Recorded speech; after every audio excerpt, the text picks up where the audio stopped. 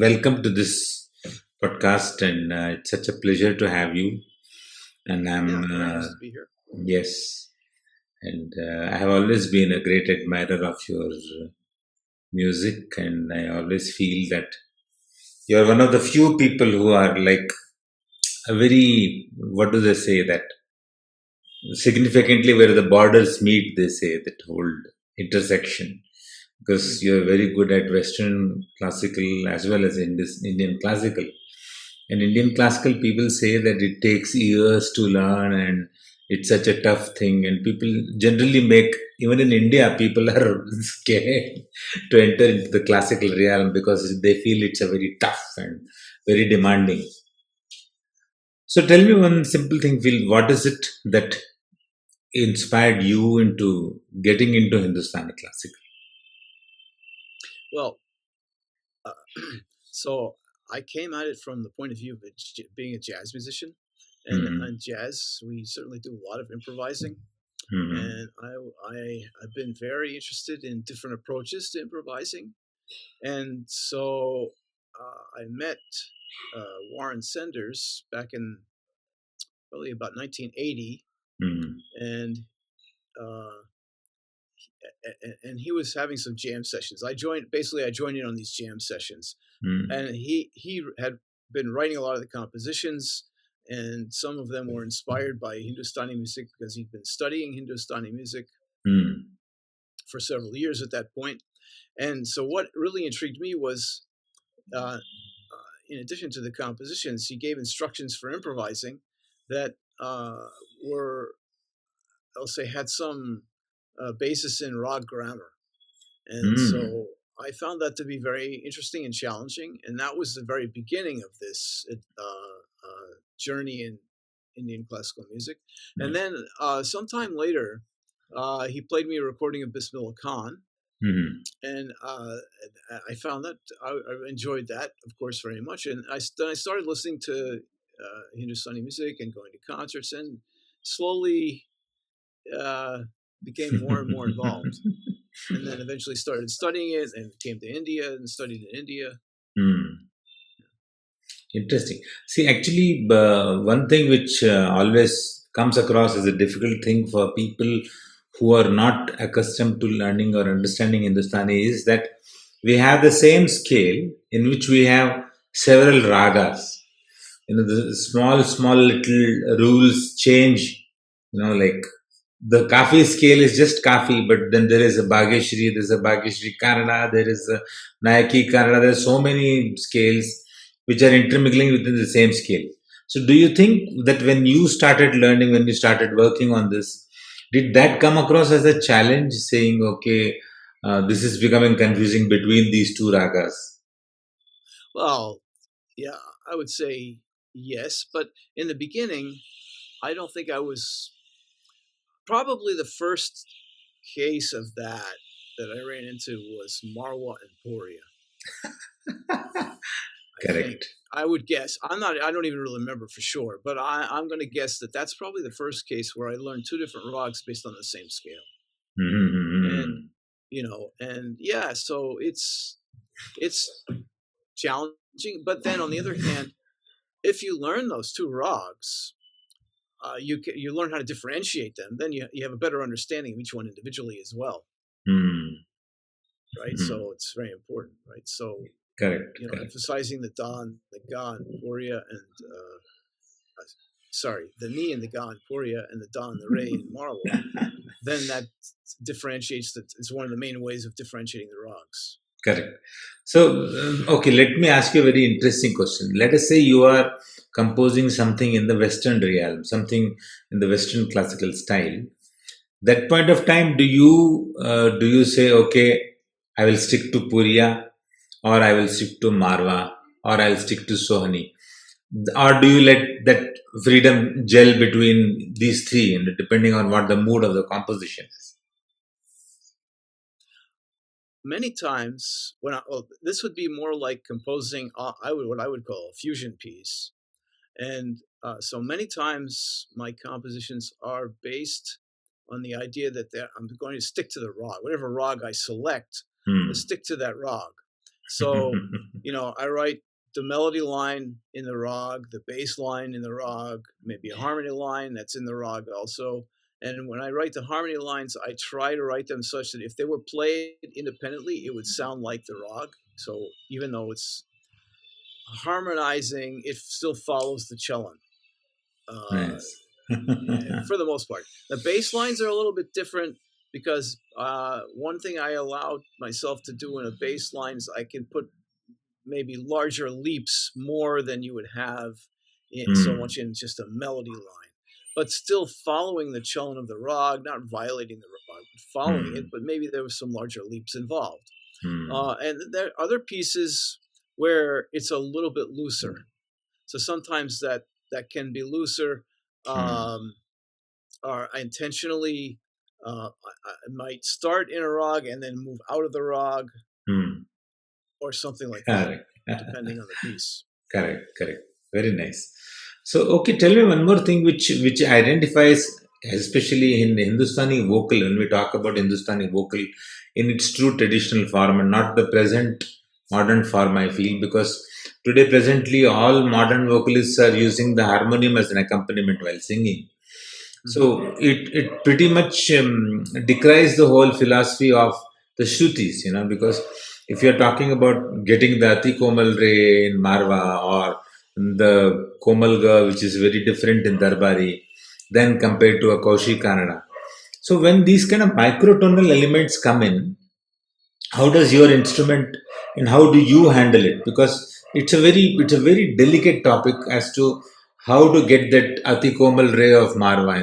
How would that be possible in your instrument when it's a fixed scale? Well, you can make adjustments to the pitch with the embouchure. So embouchure meaning this lips, the teeth, the jaw, the mouth, all the adjustment here. So you can make some adjustments to the pitch, and that comes into play.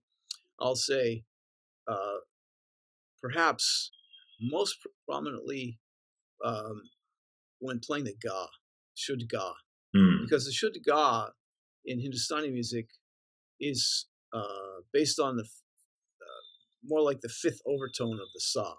So if you look at in the Western music, is largely based on what is called an even-tempered scale. Even-tempered, which means that all the notes are equally spaced in pitch. So you can, if you switch keys, all the relationships stay the same. So you can move up and down, in and out of different keys, and you can play like on a piano, for example. This is why it was developed to begin with, is because prior to that, if you tune the piano a certain way, it might sound fine in one key and terrible in another key, just because the pitches don't align. So the even-tempered scale is itself a complete compromise, but it's close enough that you can get used to it, and to Western musicians, the even-tempered scale sounds normal and fine, even though notes are don't really line up with the harmonics as well, right? In order to make this work. So in Hindustani music, we don't use even-tempered scale. We use a scale that has, as you pointed out, the shrutis can vary in pitch.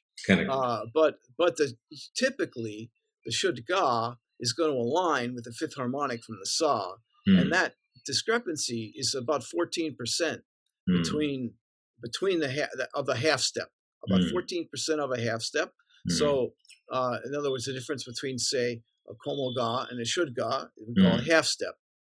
So that difference, 14% of that difference is the discrepancy between the two gas, the ga from the even-tempered scale in Western music versus the ga that you would normally hear in Hindustani music. So that's one very prominent case where I had to adjust my pitch by dropping, like I dropped my jaw, I tune that ga down from the even-tempered ga to get it in, to get to the Hindustani shud ga. So you can make adjustments, definitely. And so I do that. It's not a trivial thing to do, but it can be done. Correct.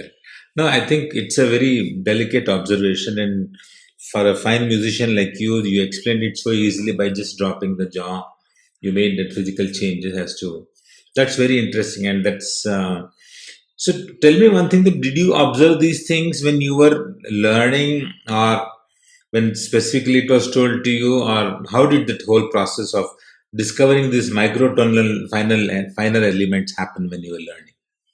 Right. So that was this guy. She was pointed out to me by Peter Rowe, Hmm. who was a sitarist. I studied with him. I studied with a number of people. I studied with several people in Hindustani music, Hmm. including several people in Pune and people in Boston as well. So Hmm. I studied with Peter Rowe in Boston in between my study trips to India.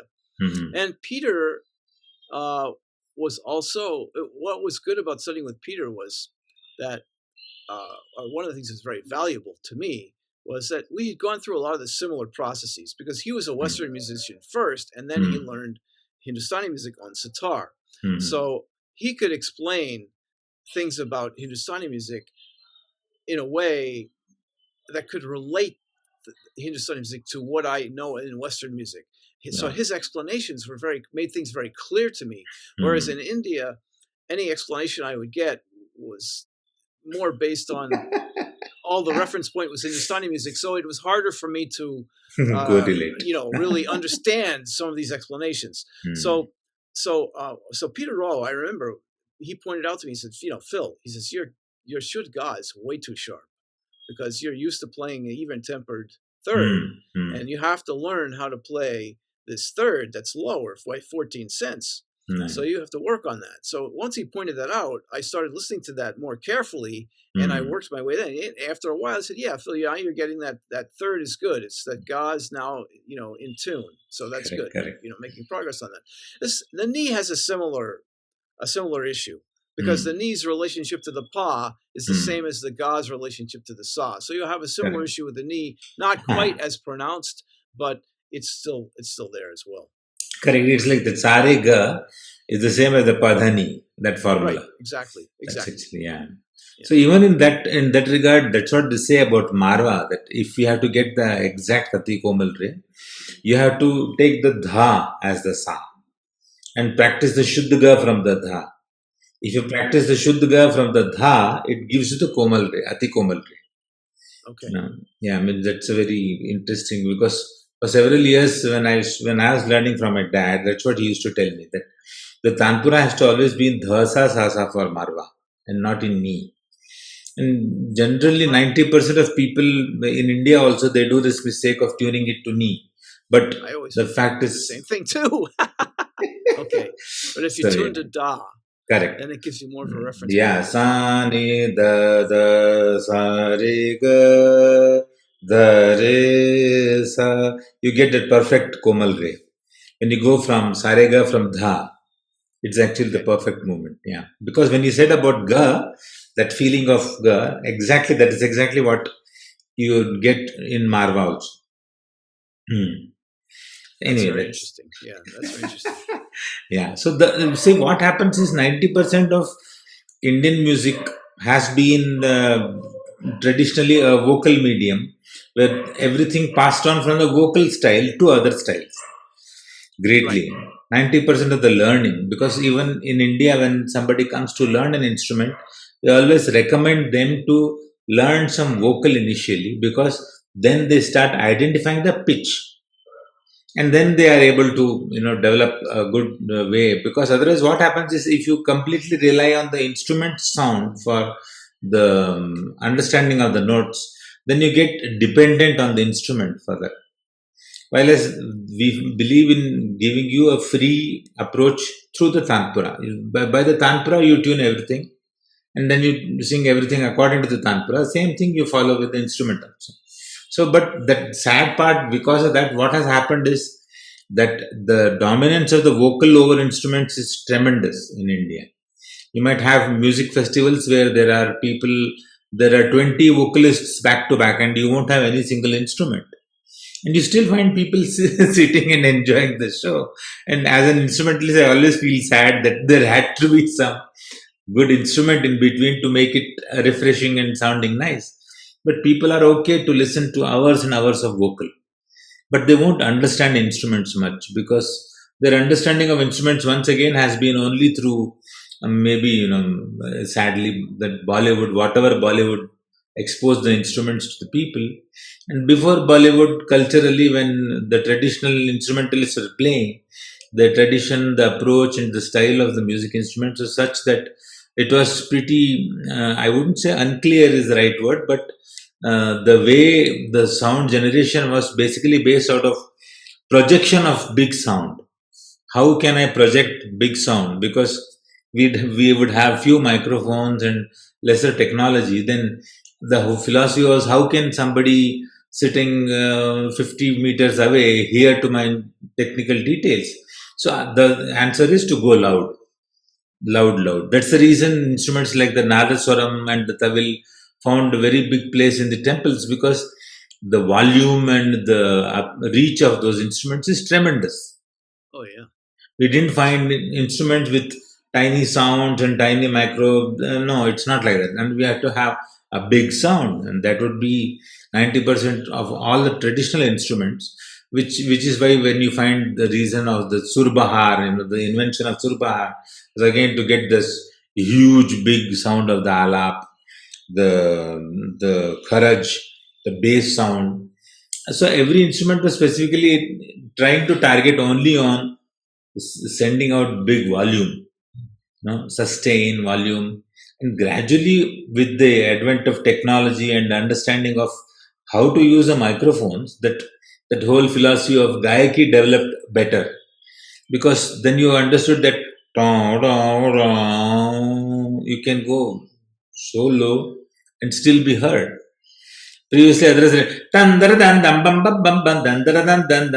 was, there are strokes and strokes in between strokes for reaching out to the listeners. Anyway, so Acha, tell me one thing: when you compose, they say that you have various hats to put on, one the Western hat and the Hindustani hat. So, is it that when you are composing something in Western, you completely stick to the Western way of thinking, understanding, or you try to blend in the Hindustani way of getting into compositions also? I think that in performing and in composing, creating the music, you really can't separate things completely, right? So I have learned how to play jazz. I've learned to play Hindustani music, and they each inform each other to some extent. And even if I am thinking in terms of writing, say, a piece that's really centered on jazz and not really influenced by Hindustani music, there's probably some Hindustani influence creeping in somewhere. Certainly when I play, that happens. I would say that happens very naturally. And it goes both ways. When I'm playing Hindustani music, there'll be a little jazz inflection. When I play jazz, there'll be some Hindustani, ornamentation or something like that that'll kind of creep in, or even structurally, how I structure my improvisation in a jazz context. Many times that's informed by all these frameworks that are used for developing improvisation in Hindustani music, for example. Nice. And I can also remember another interesting thing. I played a program with Hidayat Khan, Vilayat Khan's son, about a year and a half ago. I played with him a few times, but a year and a half ago we played that was our most recent collaboration. So, he said, we had a rehearsal before we performed, and the first thing he says, just play. He says, don't worry about stepping on my toes.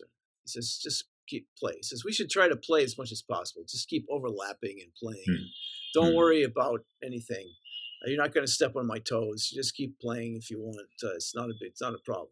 He says, cool.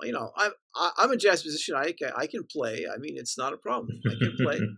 So when we played the concert, that's what we did. It was more like a group improvisation where we were both playing most of the time. So, and as I was doing this, I realized, I'm really drawing on my background or my training, not exactly training, my experience in playing group improvisation in jazz, where you're constantly listening to everyone else and you're trying to figure out how to fit in. When should I, take over and become prominent? When should I lay back and go into the background or support another musician? Or when should I play something, like just back and forth, like both of us are kind of playing lead roles. So there are different roles you can take on in group improvisation like this, right? So you can be playing both, like I said, both people could be playing. If there are two of us, we could both play lead back and forth, or one could play support while the other one plays lead, and then you can switch that around. So Correct. the first person plays the lead for a while, other person plays support, and then you switch it, and and you can also drop into a thing where both of you are playing support, but then there's nobody playing lead, so you probably don't want to stay there too long. But there are these possibilities of how to combine the different roles, and that's really what was kind of coming into play here when I was playing with Hidayat. I was thinking like this, and I realized, I'm really thinking like as if I'm playing a jazz group improvisation. So after we finished, I was talking to him. I said, it really seemed to me like I was drawing on my skills things I've learned through group improvisation and jazz music. And he says, that's how I learned how to do this, from jazz musicians. Wow. So I realized that's also where he was coming from, but he never said anything about it until after we finished playing. So it was very interesting. And I realized at that point that, this is one thing that, jazz musicians have, and we do kind of naturally, that can be applied to Hindustani music, to enhance Hindustani music. Because for years now, I have been giving workshops on how to use frameworks from Hindustani music to enhance improvisation in jazz or in other traditions, using various frameworks. Because Hindustani music, we have many frameworks for developing the improvisation. We play very long. The improvisation can go for a long time. It can go for half an hour, even 2 hours in one rag. And how do you do that? How can you possibly improvise for such a long time and keep the interest of the audience, keep on developing? Well, there's all these frameworks that are used. So those frameworks can be applied to other improvisation. I remember I gave this workshop at the University of North Texas, and I was explaining this, and and jazz musicians are used to playing, improvised solos that might last 2 minutes or 3 minutes. If you play for 5 minutes, that's kind of long, So, and if you go on for like 10 minutes, that's really long. So as I was explaining this, that I've heard, for example, speaking of Hidayat Khan, Vilayat Khan, I heard Vilayat Khan play one rag for 2 hours. He did 1 hour of alap and 1 hour with the gut and the tabla. And so it was 2 hours. I can't recall what the rag was because this goes back decades, but I remember very distinctly that he played for 2 hours straight through the same rag. And I was explaining this to the students, and I could just see the looks on their faces, like, how could you possibly improvise for 2 hours straight through? They couldn't even imagine that, right? So it's a different world, but a lot of the things can cross over. So that's what's cool about it, is that you can use the concepts from one to inform the other, and back and forth. And I think I do that very naturally at this point. Nice. That's nice. So tell me, Phil, one more thing, for how many years you have been traveling when you come across to India? For how many years you have been doing that, and what has been your experience with India specifically? Okay, I started coming to India in 1986. I began studying Hindustani music in 1985.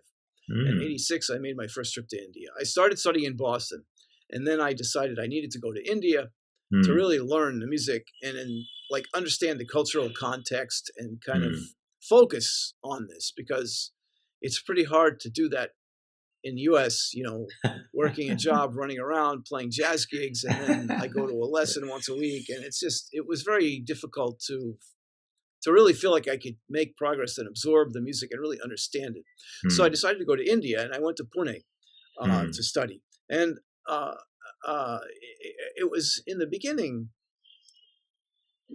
Well, in the beginning of studying Indian music, it's a whole different world from jazz in many ways, because in jazz, we're used to, for example, a reference point for me as a saxophonist. Usually, the typical instrumentation of a jazz group would be piano, bass, drums, saxophone, something like that. Right? Some, or there might be two horns, but you can imagine, but different combinations that are more or less, something like that. So we have our reference points, like the drums is, of course, keeping the time, setting up the groove, but also helps to define the form and of the piece, right? Because usually, to try to explain this a little more clearly, let's say we're improvising on some tune, a standard tune or composition. Now, typical tune might be 32 bars, or means 32 times 4 beats is the cycle. Okay, so it's 128 beats. So that's how long the cycle is, and it's set up in groups of 4. We'll say four beats per bar or measure, and then 32 measures. And there's a certain form. Typically, it'll be 8 bars, 8 bars, 8 bars, and 8 bars. 4 groups of 8 bars. And so when you get to the beginning of an 8-bar section, usually the drums will play a little thing kind of leading into that. And then especially when you come to the beginning, to the sum, the drummer will, make that more prominent. And the bass player is playing the notes that outline the harmonic structure and also keeping the time. And if there's a chord instrument like piano or guitar, they're going to follow the chord structure. So all those things become the reference points for how you know where you are. And you're constantly like listening and checking it out, making sure that you're in sync with everybody else and so forth. Now, in Hindustani music, we don't have a harmonic structure like this. We don't have piano playing chords. We don't have the bass player outlining the chords. We don't, we don't have the drums hitting the sum every 128 beats. So it's a completely different thing. So what happens is the tabla, of course, is the reference here. And so you have to get used to listening. Whereas before, I'm listening to the bass and the piano primarily to figure out where I am. Now I have to listen to the tabla. That's a whole different experience. So you have to learn the tabla cycles, know how they work, and understand how the tabla players play variations on these things. And still where the sum is and where the key points are in the cycle, so you stay in sync. So that was one of the things that I had to get used to right off the bat. And it was difficult for me in the beginning to work like this because I was not used to it, right? It's a different experience completely. True. Actually, even when you say about the tabla, I have noticed that also, that lots and lots of times it so happens that the tabla player actually is not aware of the exact small finer details of the composition. Unless and until he has played a number of times with you, or he has been playing with your Guruji and stuff like that, then only he understands that very perfectly. You suddenly sit with a new player who has come across from some other state or somewhere, and you just suddenly start playing the composition and expect him to get the finer details of what you wanted. It's not going to happen, because he should understand how you are handling it for him to understand. So it's very complex actually. But over the years, professionals kind of begin to standardize everything to one single straight line so that everybody can play with everybody. But in the past, it was very clear that I had to have my own specific tabla player who has played with me for several years. If you look at all the senior musicians in Indian classical music, you would find them having tabla players who are not known to anybody. But they were absolutely fitted, perfectly tailor-made for their style of playing. Like we were talking about Jhumra, that the way the Jhumra is handled by different musicians in our country is a huge chapter in itself. Because the way the Gwalior people handle the Jhumra and the way the Kirana people handle the Jhumra are totally exactly opposite. It's not at all, because Gwalior will never slow down the theka to such a point where you are not able to identify as to which tal is going on. The Kiranas have this whole ability of being able to go so slow that the ti, ra, kita is like ti, ra, you're totally lost. Yeah. It can be very slow. I agree. So you're making a very good point. It's certainly, I mean, many people make the assumption that tabla is like a commodity. So you're going to play a concert in some other city, right? And there's like, well, no, there's no need for you to bring your tabla artist with you because we have plenty of good tabla players over here. So is absolutely no need. You just come here and we'll get you a tabla player. So yeah, which is okay, but you don't have the rapport. Like if somebody I have played with many times, we have a rapport. We know how things work. We know that tabla player knows how I'm going to approach the whole form of the piece, how I'm going to develop it, when I'm going to change the tempo, and how much I'm going to change the tempo by. And all of these things will be understood, right? Whereas somebody totally new has no idea how I play, yeah, they'll be able to play with me, but it won't be the same because they won't have a good idea of my sense of development, how I cue things, what do I mean when I look at the person and give them a visual cue. What does that mean? Okay, they may or may not understand. That may not be clear to them. Okay, I'm looking at you for a cue. That means you're supposed to now improvise, while I play Lara. But they may not realize that that's why I'm looking at them. They may think, oh, there's some other thing. He's looking at me because I did something wrong. I played a wrong note. Or who knows, right? So there is definitely a lot to be said for playing with the same musicians over and over again, because and it's the same in jazz as well. You play with people that you're familiar with, who you've played with. You can read each other very intuitively, right? True. And it makes the music much more cohesive. Not to say that it can't happen the first time you play with somebody, but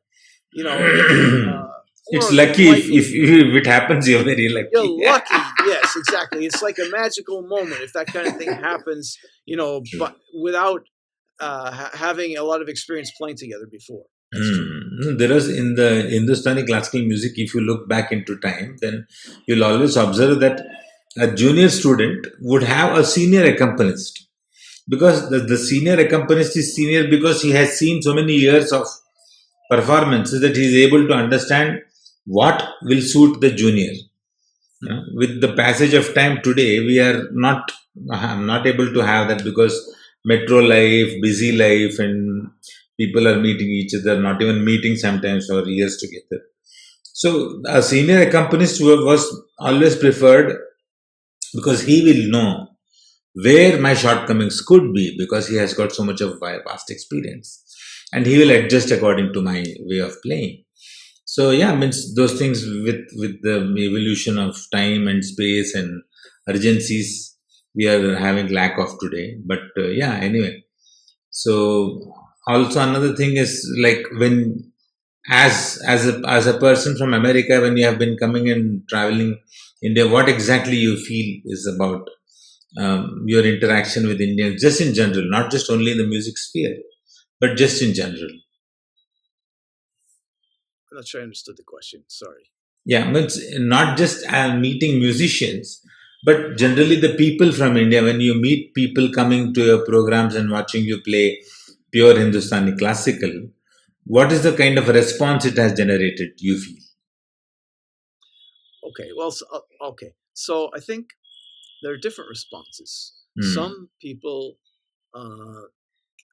I'll say, can accept the saxophone as a Hindustani music and appreciate that somebody is has learned the music and can perform it on the saxophone and so forth. And I think other people kind of, want to connect the saxophone with Western music right away, and they don't. And some people don't even really understand that I'm playing Hindustani music. They think they see a saxophone and they think I must be playing jazz. I think this is true. And I've had, the most, I'll say, one of the it's not really common, but it does happen from time to time. Someone will come up, and because I play soprano saxophone, people will reference this to Kenny G, and they'll make some comment about Kenny G, because Kenny G plays soprano saxophone, and apparently he must be well known in India because people come up and talk about Kenny G. Yeah. So But I don't think Kenny G could play a Hindustani concert on his saxophone, And so I'm like, I don't really understand what exactly the point is that they're trying to make, other than Kenny G plays the same instrument that I play. No, generally, I think it's just the attitude of Indians to put everything in a box to understand it. Like, okay, this is saxophone, so it is Kenny G. Yeah. So it is sitar, it is Ravi Shankar. If it is this, it is that artist. Like, because we have not been conscious about the listening part of, because when we say saxophone, we'll have only one association with it. We say sitar, we have one association. It's never, very rarely happens that the same instrument we have 5 or 6 different players to look up to and say, that is different from this. That doesn't happen in India. So Kenny G is as famous as Parle G in India. Yeah, right. Well, that explains why I get these comments. But yeah, so that's one thing. But and I think that so it's really I think it depends on people's experience. I think some people really don't know; they're not very familiar with saxophone. In fact, when I first came to India, my first guru there was Babu Rao Kalatkar. And I studied more extensively with his son, Suryakant Kalatkar. But when I met Babu Rao Kalatkar, he came, I was actually introduced to him by Bhimsen Joshi. And he was in Bhimsen Joshi's house. So we were in Bhimsen Joshi's house. Babu Rao came with one of his sons to meet me. And so they had me play. And they look at this thing, and they're looking at my instrument. They're like, what is that instrument? They had no idea what it even was, So, so I had to tell you, this is a saxophone. Oh, okay, it's a saxophone. Okay, so that was the starting point there. Correct. Correct. So some people have not got. I mean, maybe now it's more common that people will be more familiar with saxophone, but soprano saxophone is a little bit, off the beaten path. In India, the alto saxophone is way more common. It's used, a lot, of course, in Bollywood music, and it's also used fairly extensively now in Carnatic music. So people, I think, know the alto saxophone, and I forgot where we were now. No, I remember very clearly. You are explaining to me how when you met your Guruji and in presence of Bhimsen Joshi or something like that, right? Yeah. Well, yeah. So then, but I think people generally don't. In general, people don't realize how many saxophones there actually are. Because there are a few, even in U.S., there's 3 or 4 common ones, right? Alto, tenor, the most common, baritone, and then maybe soprano is like the 4th most common, and after that, the other ones are pretty rare. But that's only 4 out of, the total number of saxophones is about 16. Wow. Even I didn't know that there are this many varieties. Yeah. But you don't see that. Some of them are extremely rare. I've never seen all. I've certainly never seen them all. So, and so you don't. But even when Adolf Sax developed the saxophone back in the mid 1800s, he developed 2 families. There's a family of saxophones that are in E flat and B flat, and there's a parallel family that's in F and C. Now, the reason why he had 2 families is because E flat and B flat was designed to play in bands, and the F and C were designed to play with strings. Because the strings tend to play in sharper keys, and the bands tend to play in flatter keys. So that's why he had these 2 families. But what happened is the B flat E flat family thrived, and the F C family pretty much went by the wayside. So that cut in half the number of saxophones that you would normally encounter. Now, there were some cases where the F and C family was a little bit more prominent. We'll say in the 20s, when there were silent films, the C melody saxophone used to be used quite a bit for that, because the advantage of a C melody saxophone is it can read right off the piano score. It's not transposing. Nice. So that was one of the reasons why it was used in for the for the when they had live music for the silent films. Nice. So that, and then then there was a saxophone craze in the 20s as well in the U.S. And the saxophone manufacturers apparently couldn't make saxophones fast enough because people were buying them left, right, and center. So to differentiate themselves, Kahn, which is one of the big manufacturers in the U.S. at that time, Kahn started making some of the F and C family saxophones. They made 500 of the F mezzo-soprano saxophone, which is a little bit smaller than the alto. And they made a bunch of the C soprano saxophone, which is a little bit smaller than the B-flat soprano. So those instruments have, many of them are still around. And in fact, Kadri Gopalnath, who for the vast majority of his career was playing alto saxophone, switched towards the last few years of his career to playing F mezzo-soprano. And people probably, it is smaller in size, I remember. It's smaller and higher. It's one step higher, and it's also smaller in size. But Kadri was pretty big, and so he kind of dwarfed the alto. So I think most people had no clue that he switched saxophones. C soprano saxophones they also made, and again, you could play the piano part without transposing. It's not a transposing instrument. So, but other than that, I mean, for example, I've never seen an F baritone or whatever it's called. I don't even know what they would call the next size up from the C melody. The next one would be an F, and it would be a little smaller than the regular baritone, and so forth. It just keeps going, right? And then there's going to be an F sopranino, which is going to be smaller than the E-flat sopranino, which itself is a very rare instrument. Sopranino saxophone you almost never see or hear, but there is an F sopranino, but I never saw one.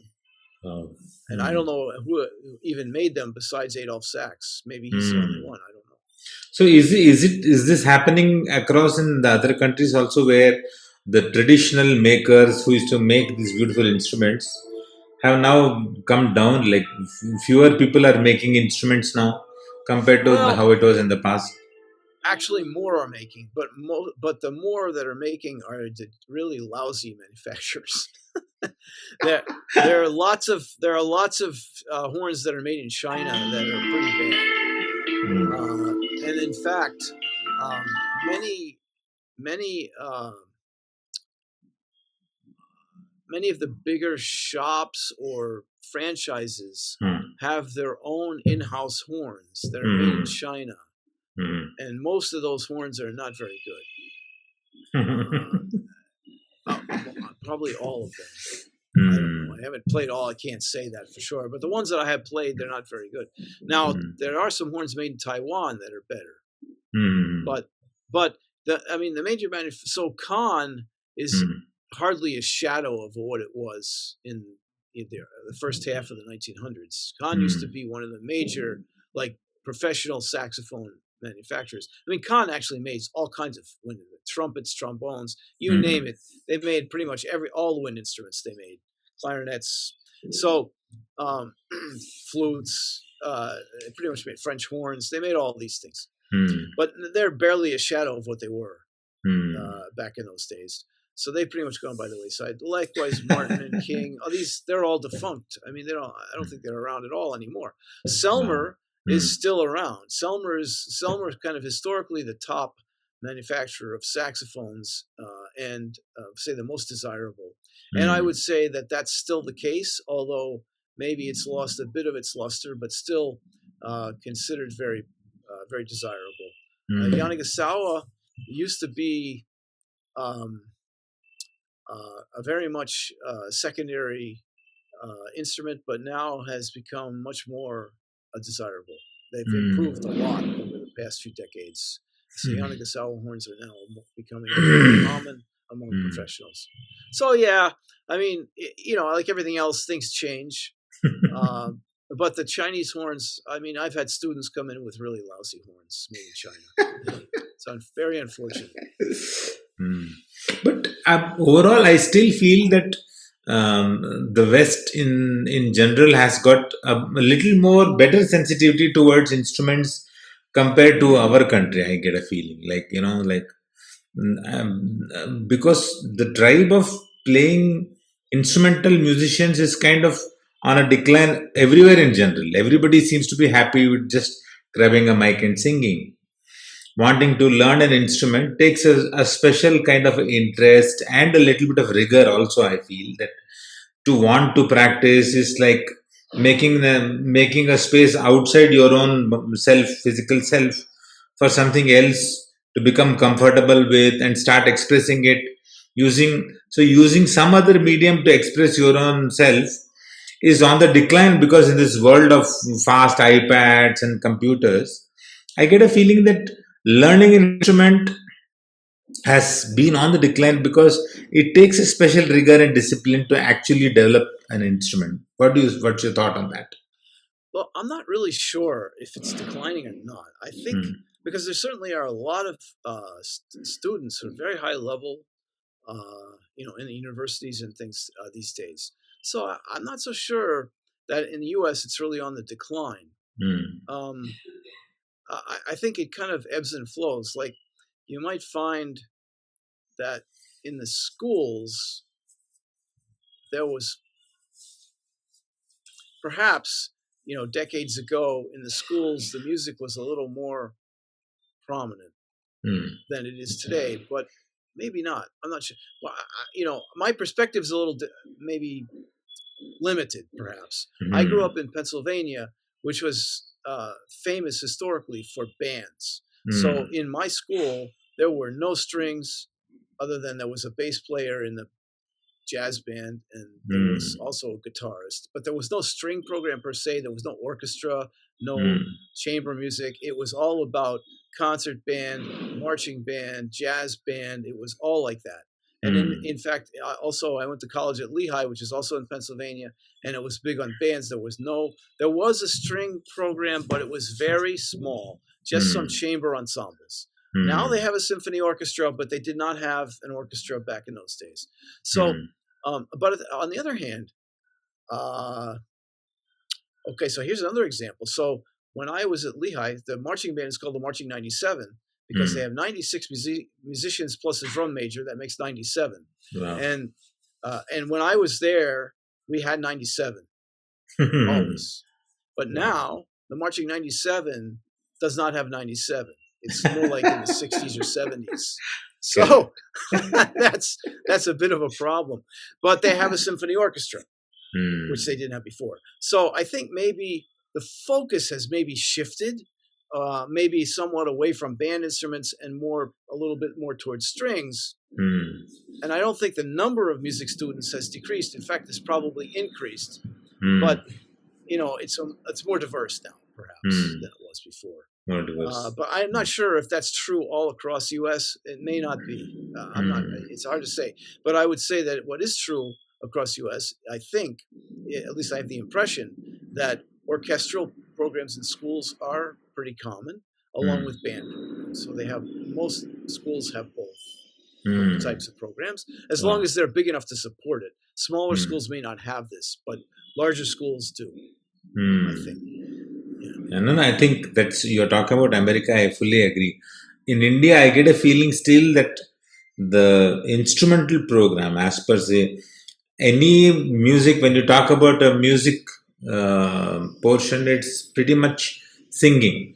90% of the Indian population, or maybe 99%, wants to sing.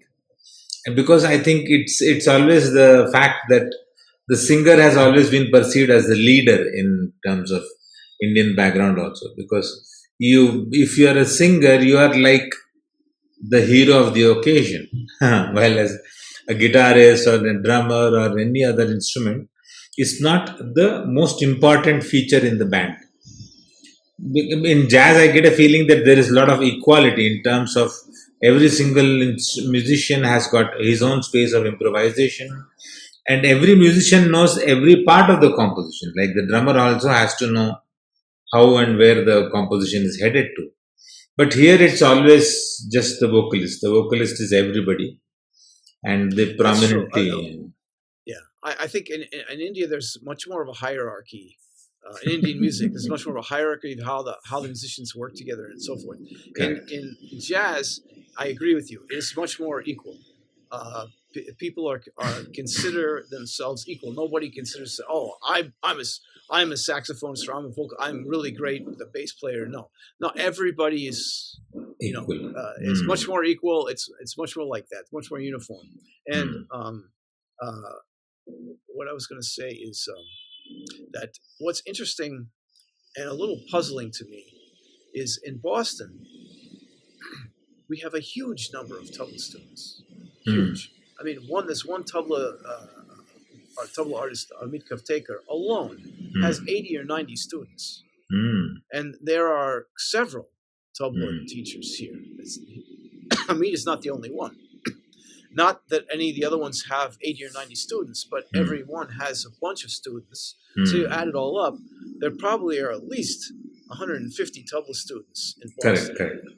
Okay? Yeah, I think tabla reached its status. Compare that to sitar.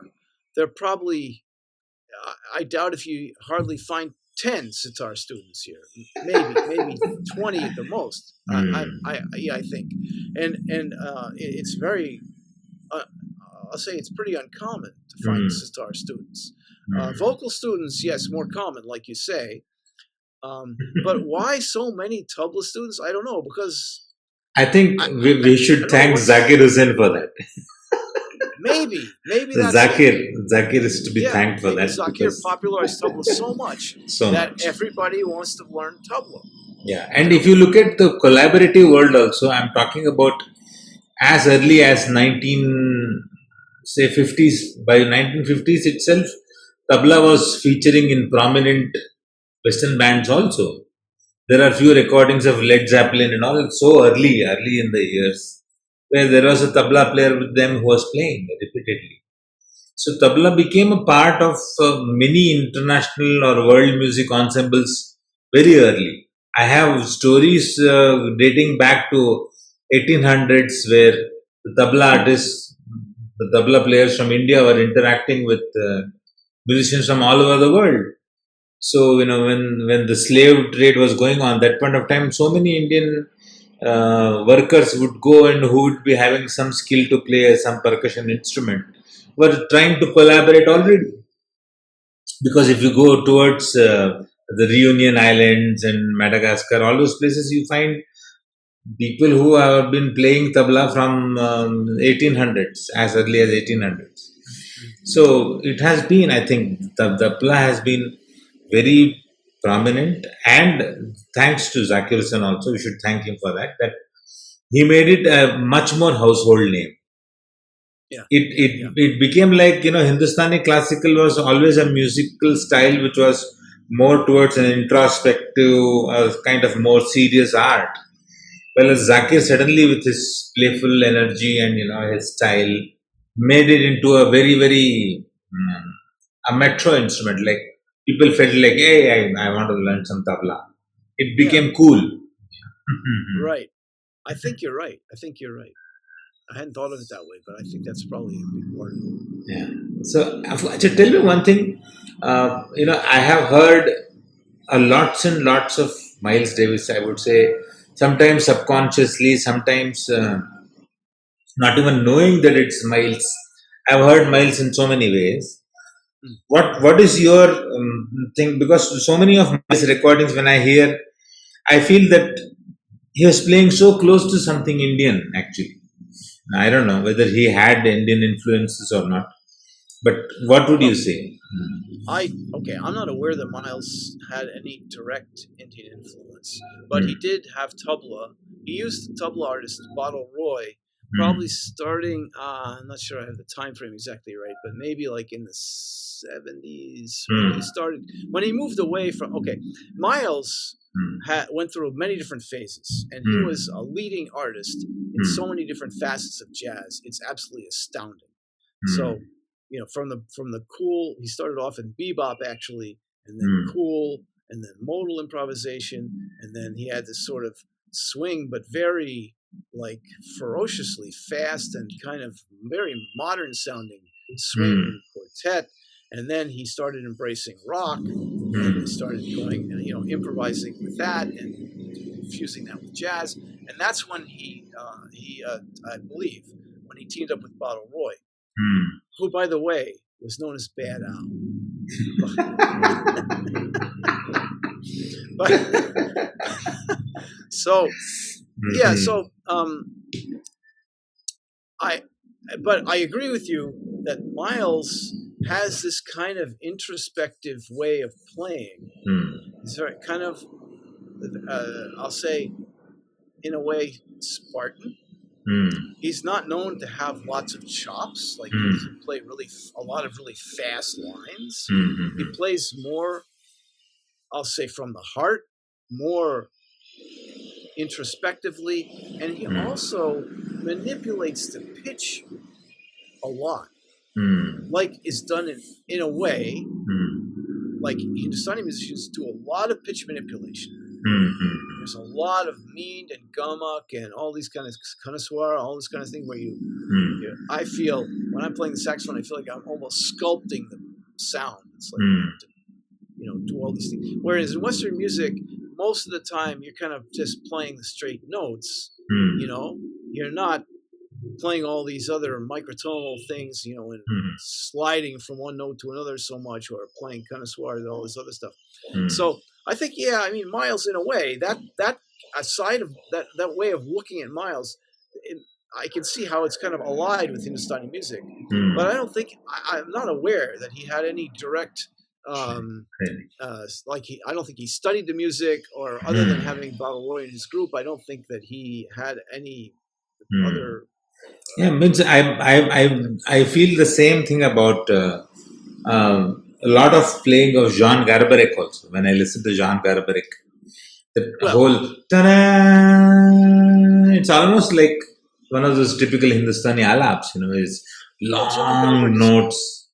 Yeah, well, he's collaborated with Indian musicians for decades. I mean, he's worked with Zakir Hussain. So, speaking of Zakir Hussain, he's worked with Zakir Hussain for many, many years. But other musicians like El Shankar and all, he's worked with many Indian classical musicians. So I think he has, but I don't.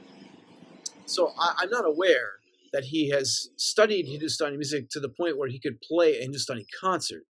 But I think he's absorbed a lot of the elements, nuances of the music, and he has incorporated those into his playing. And he's kind of very differential to Hindustani music in the way he plays. So that's how I look at his music. Yeah, like there is this whole department of Hindustani influences. Then there is this Steve Coleman band, where there is just too much of Konakol and all those Carnatic influences were tremendous. So I get a feeling that when I listen to Steve Coleman, I think he had interacted with a lot of Carnatic musicians in the past, where he developed this whole rhythm language understanding of how to understand Indian rhythm languages. That is, I think, and the world of collaboration, these are all some very big names which have added a lot to the palate of the listener, actually. Yes, well, now with technology, back in the old days, there was the communication was difficult, and even recordings, you have to get recordings and whatnot. But now, so much music is readily available on YouTube or wherever, and you can hear and and you can collaborate with people all over the world. Now it's become, especially with the pandemic, we have all realized that we can do all kinds of projects that we never really thought about before. Where, for example, I did a project with a dancer from Australia and a redungist from Ohio, and none of us left our homes, areas. We just recorded our stuff, and put it together. And but that's just one example. I've done now a bunch of these projects, recording with people who are located in different places, including in India, and so these kind of collaborations are becoming way more commonplace, and the ability for everyone to access music from everywhere is so much more now than it was years ago. Correct. I was talking about music in general. there is this element of music which is one is absolutely connected with skill. It's a product of extreme skill, is one element of music. There is another one very diverse element of music which is completely connected with therapy, emotion, music, meditation, all those, So there's so many different areas where music has impacted the lives of people in various different ways. What do you feel about music as a tool of social change, as a tool of social thought process? What do you say about music there?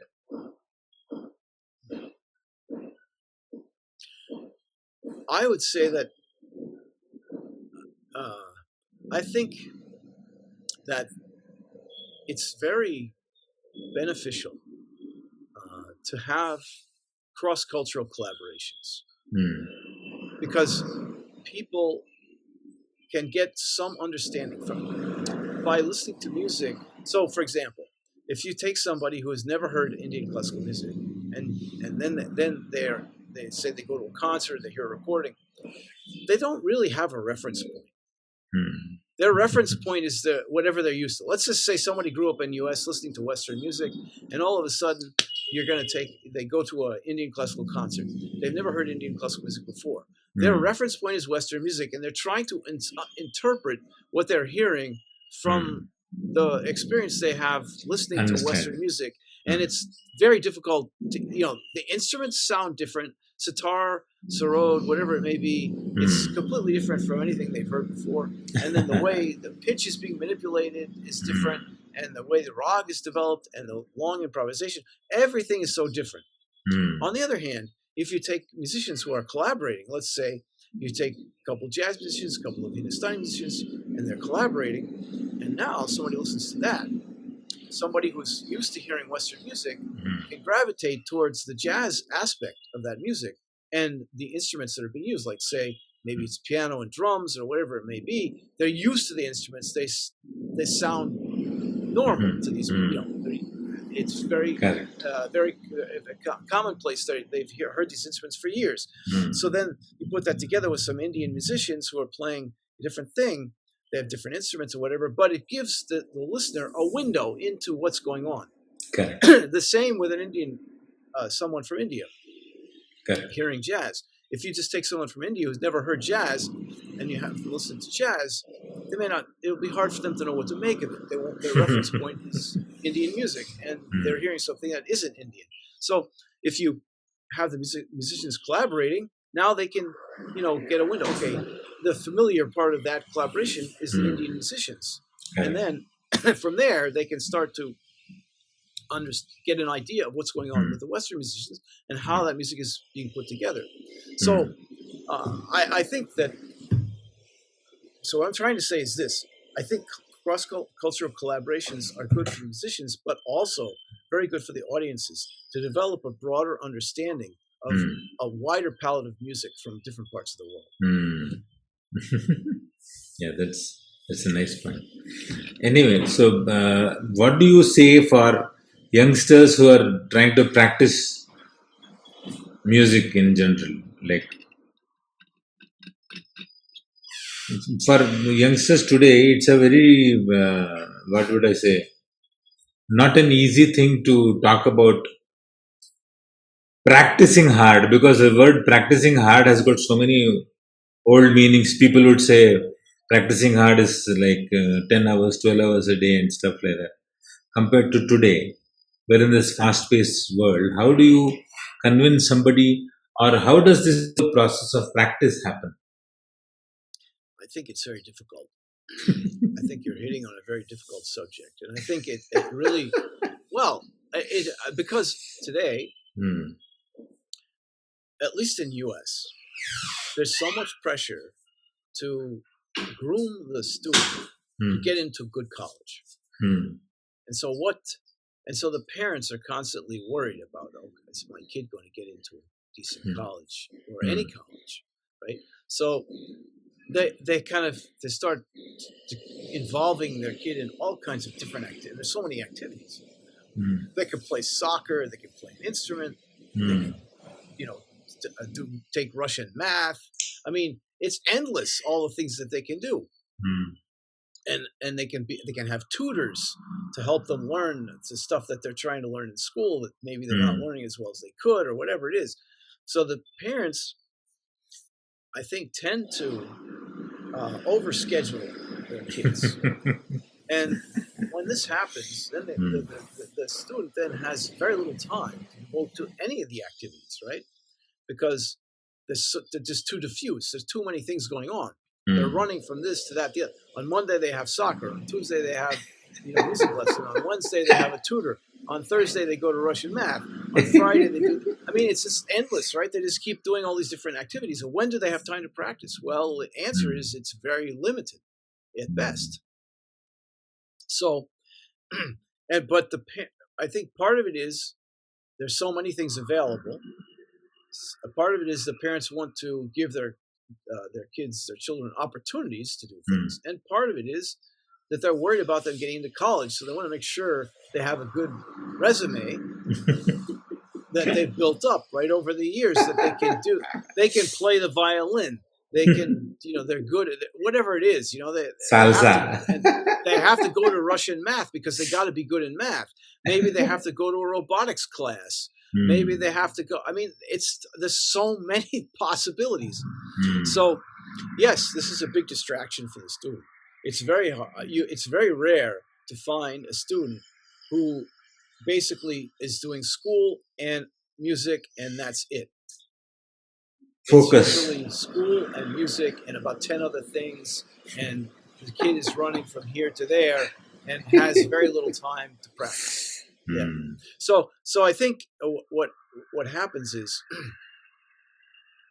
at a certain point, the student has to decide what their priority is out of all this chaos. What is it that they really want to do?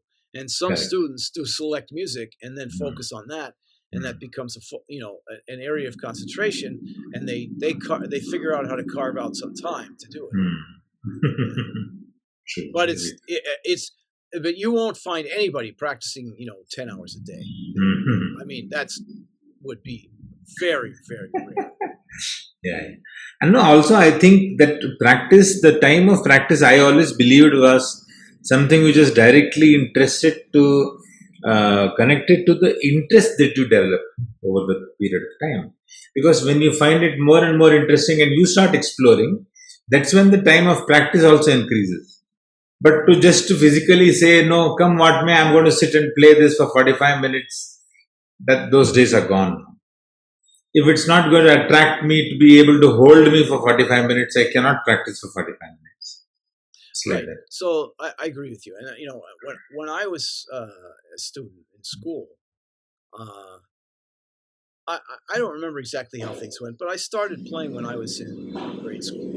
I picked up piano first, but I didn't like piano when I was in third grade, but I really wasn't too enthusiastic about piano, so I dropped that. But the next year in fourth grade, I started clarinet. At the end of fifth grade, I started saxophone, and I was much more interested in those instruments. And but I used to budget, I think in the beginning, like half hour, 20 to 30 minutes a day when I was small. And over time that increased, but it didn't increase tremendously until I think it was until I finished high school. So the summer after high school and before I entered college, for some reason, I started practicing 3 hours a day. And I'm not sure, I can't remember the reason why that happened. But the outcome of that was that I realized that by practicing 3 hours a day, I was actually improving. So then I developed that into a regimen. So I just kept practicing 3 hours a day. Through college, I practiced 3 hours a day in college, which was pretty unusual. I did not go to a music school.